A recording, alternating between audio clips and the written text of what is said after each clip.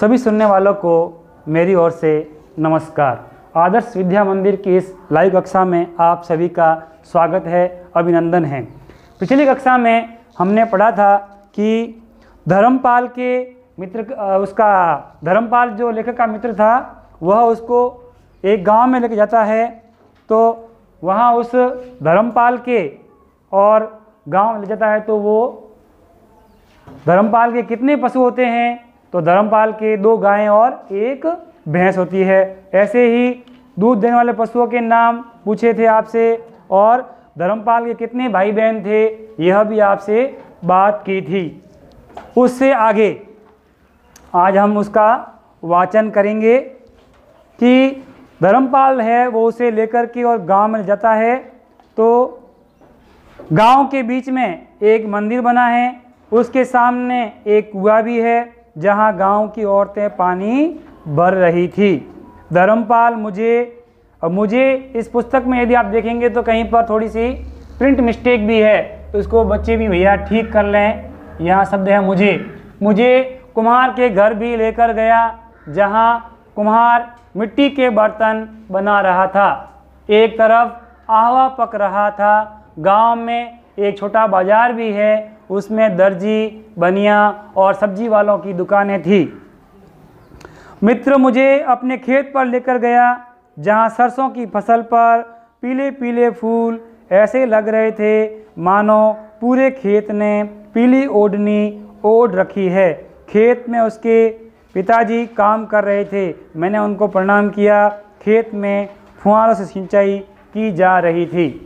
वाचन तो इतना ही करेंगे, थोड़ा और भी है उसको अगले में देखेंगे, लेकिन हम थोड़ा सा समझ लेंगे इस पाठ को कि गांव में क्या क्या होता है।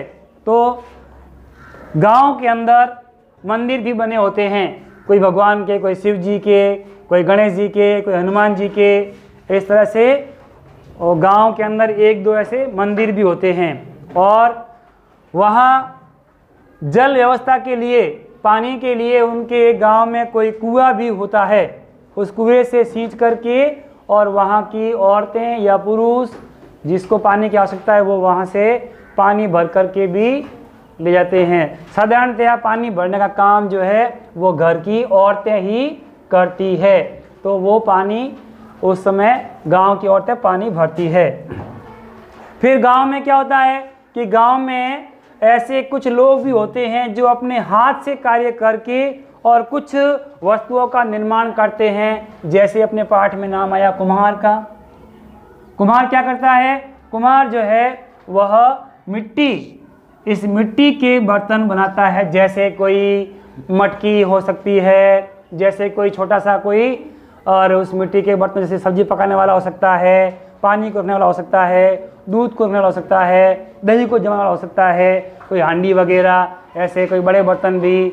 तो वो मिट्टी से बनाने के बर्तन होते हैं। और एक शब्द इसमें आया हुआ है और आपके आहवा, और इसका प्रश्न भी आगे आएगा तो इसको भी समझ लें। आहवा क्या होता है?